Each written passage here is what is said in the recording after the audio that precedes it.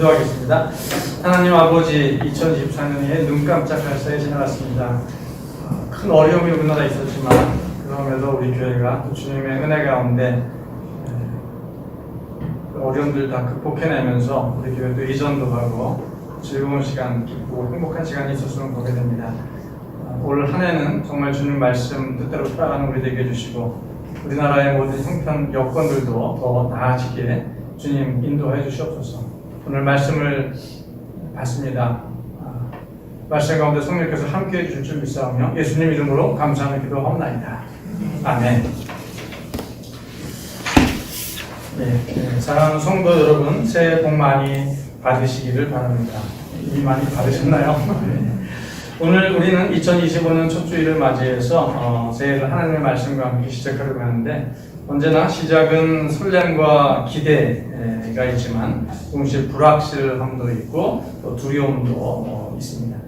특히 요즘처럼 정치적으로 아주 혼란스러운 나날들 그리고 경제적으로 불황이 겹치고 환경 위기까지 겹친 총체적인 위기 가운데 우리는 무엇을 붙들고 살아야 할까 하면 오늘 요한복음 1장 말씀은 이런 불확실한 시대에 우리에게 흔들리지 않는 소망과 평안을 제시해주고 있습니다. 신약 성경의 사복음서는 예수님이 이 땅에 오셔서 하나님 나라를 선포하시고 인류를 구원하시기 위해서 행하신 일들을 전하면서 하나님의 아들 예수 그리스도께서 우리를 위해 십자가에 죽으시고 부활하시는 사실을 널리 증거하고 있습니다.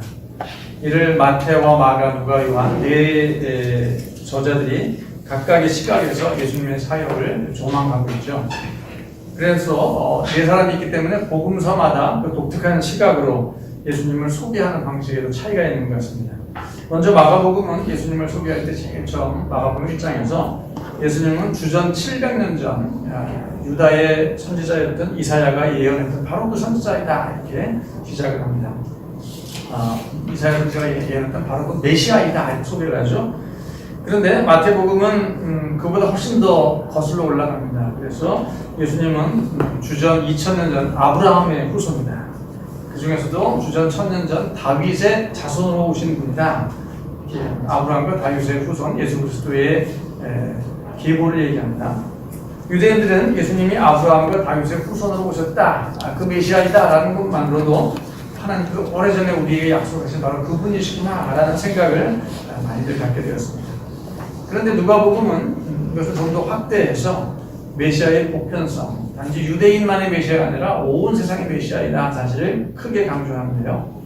누가복음 3장을 보게 되면 예수님의 족보가 위에서 아래로가 아니라 아래에서 위로 올라갑니다. 그래서 예수님의 조상은 쭉 올라가면 다윗이 있고 더 올라가면 아브라함까지 올라갈 뿐 아니라 계속 올라가다 보면은 세상 모든 인류의 조상, 유대인의 조상만이 아니라 세상 모든 인류의 조상인 아담까지 이어지고 그리고 결국 아담을 창조하신 하나님에게 맞닿아 있다라는 사실을 전하고 있습니다. 그렇다면 오늘 우리가 읽은 이 요한복음은 예수님에 대해서 어떻게 소개하고 있을까요? 요한복음은 예수님의 근원이 단지 옛날 선지자, 주전 700년 전, 800년 전 선지자들의 예언에 머무는 게 아니다. 그리고 아브라함과 다윗과 같은 유대인의 조상 또는 나아가서 아담과 같은 전 인류의 시조 이 수준에 머무는 게 아니라 요한복음은 아예 그 차원을 달리해서 예수님은 태초부터 계신 하나님이시다라고 얘기합니다. 그분은 창조주이시고 예수님에 의하지 아니하고 세상에 생겨난 만물이 하나도 없다 이렇게 얘기를 하고 있습니다. 곧 예수님이 하나님이시라는 것이죠. 근데 요한복음 그 끝부분에 가보면은 20장 8절에서 28절에서 도마가 예수님을 부활하신 예수님을 보고 이렇게 고백하죠. 예수님, 당신은 나의 주님이시며 나의 하나님이십니다. 앞부분에서 예수님은 하나님이시다라고 하는데 요한복음 끝에 가서도 역시 예수님은 하나님이시다라는 고백이 이어지고 있습니다.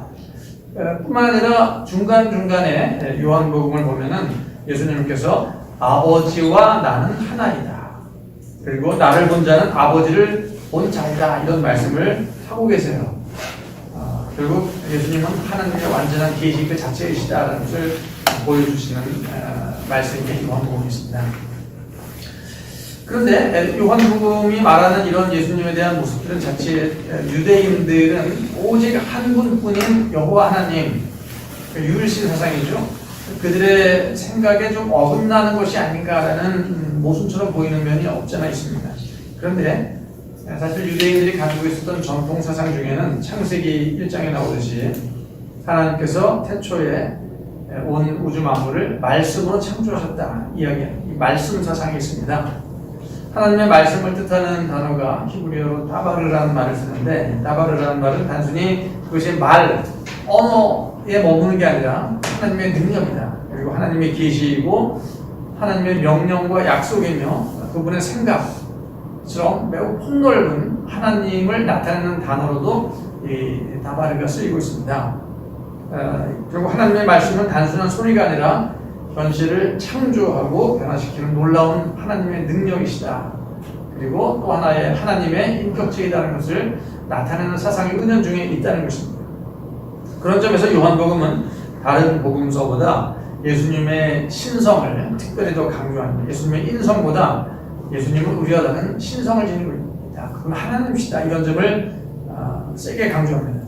하지만 바로 그 점 때문에 어떤 사람들은 이 요한복음은 좀 믿기가 힘들다. 다른 복음서와 좀 다르다. 이렇게 생각합니다. 그러니까 예수님의 인간성을 매우 존중하는, 중요시 여기는 그런 신학자들 중에는 요한복음은 역사적 사실을 기록한 게 아니라 후대의 교회의 목적에 따라서 쓰여진 어떤 것이다. 후대의 예수님을 좀 신앙하기 위해서 쓰여진 그런 글이다. 그래서 요한복음을 보게 되면 예수님이 직접 하신 이야기는 하나도 없다.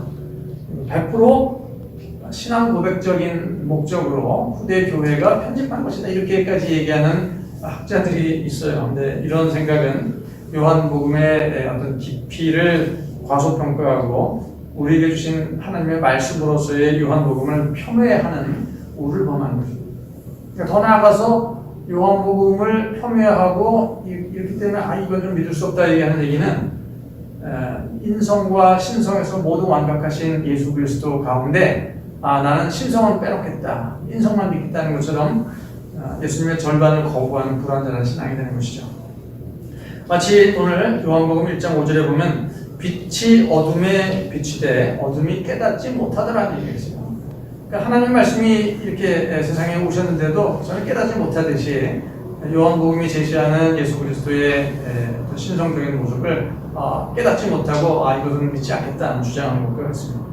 9절, 10절 그 이후에 나오는 말씀을 보면은 구체적으로 예수님이 세상에 오셨을 때 세상이 그를 알지 못했다. 그리고 자기 백성이 영접하지 않았다라고 말합니다. 이제는 그렇게 하면 안 돼요. 왜냐면은 새 시대가 되기 때문에. 새 시대에는 하나님께서 누구든지 예수 그리스도를 영접하는 자, 그 이름을 믿는 자들에게 하나님의 자녀가 되는 권세를 주셨다라고 12절에서 요한이 얘기합니다. 여기서 영접하다는 얘기는 붙들다, 꽉 잡아 붙들다는 의미입니다. 특별히 예수 그리스도를 붙드는 것은 무엇을 붙드는 것인가? 우리의 구원을 붙드는 거예요. 그래서 예수님을 붙들지 않겠다. 예수님의 나는 인성만 붙들겠다. 거꾸로 나는 예수님의 신성만 붙들겠다는 얘기는 완전히 붙드는 게 아니라 그냥 일부만 잡다가 놓치는 겁니다. 예수라고 이름 자체가, 예수라고 하는 이름 자체가 구원이고 그리스도, 메시아가 뜻이죠. 그 자체가 구원자를 뜻하기 때문에 우리가 예수님을 꽉 붙든다는 것은, 신성과 인성이 예수님을 완전히 붙든다는 것은 확실한 구원을 붙잡는다는 것이라는 의미가 됩니다. 요한은 동시에 영접하는 자는 누구인가? 믿는 자이다. 영접하는 자는, 붙드는 자는 예수 그리스도의 이름을 믿는 자이다 라고 말합니다. 그러니까 구원이란 하나님의 자녀가 되는 권세를 말하는데, 그 권세는 옛날 예수님이 오시기 전까지 유대인들 생각에 의하면 그 권세가 우리들에게만 있다, 유대인에게만 있다 이렇게 생각했어요. 그런데 아니라는 거죠. 요한은 그게 아니다. 새 시대에는 유대인만이 아니라 누구든지 예수 그리스도를 믿는 자가 구원받은 하나님의 백성, 하나님의 자녀가 되는 권세를 얻는다 이렇게 말합니다. 마이크를 끄고 했었나요? 이게 여기 꽉 끼워가지고 끼워서 다 올라간 줄 알았더니 안 올라가고 있었네요. 참 신기합니다. 그래도 잘 들렸나 봐요. 그래서 유대인들은 그 전까지 우리만 하나님의 자녀가 되는 권세가 있다 이렇게 믿었는데, 요한은 그게 아니라 이제는 누구든지 그리스도를 믿기만 하면 그가 구원받은 하나님의 백성, 하나님의 자녀가 되는 권세를 얻는다. 그리고 그것은 인간의 뜻으로 된 것이 아니다. 유대인의 혈통을 따라서 된 육신의 뜻이 아니라 하나님의 뜻을 따라, 오직 하나님의 뜻을 따라 이제 그리스도를 영접하는 자, 예수 그리스도를 믿는 자에게 구원이 하나님의 자녀가 되는 권세가 주어진다라고 요한이 증거합니다. 요한은 이렇게 과거 유대인에게만 허용된 것으로 오도된 구원론을 이제 우주적인 구원론, 온전한 구원론으로 수정하여 온 세상에 선포했습니다. 그리고 이를 위해 누가 오셨는가? 하나님이신, 구체적으로 아까 얘기했던 하나님의 말씀이신 예수 그리스도께서 세상에 오셨다라고 요한이 증거합니다. 요한은 나는 그 증인이다. 그러면서 오신 그 예수님을 이렇게 소개합니다. 14절입니다. 우리가 다 잘 아는 요절인데 같이 한번 읽어보겠습니다. 1장 14절 시작. 말씀이 육신이 되어 우리 가운데 거하시매 우리가 그의 영광을 보니 아버지의 독생자의 영광이요 은혜와 진리가 충만하더라. 아멘. 우리는 앞에서 요한복음이 예수님을 만물의 창조주로 소개했다. 이것이 그분의 초월적인 신성을 얼마나 강조한 것인가를 얘기했습니다. 그런데 요한복음은 예수님의 신성만 강조하고 끝낸 것이 아닙니다. 동시에 그 거룩하신 하나님 예수 그리스도께서 이 땅에 오실 때 어떻게 오셨는가? 우리와 동일한 육신의 몸을 입고 오셨다.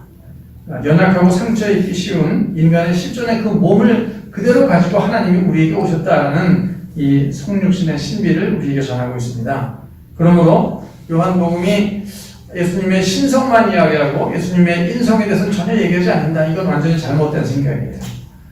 성경 가운데, 복음서 가운데 예수님의 인성에 대해서 요한복음 1장 14절만큼 분명하게 확실하게 강조한 부분이 없다는 거예요.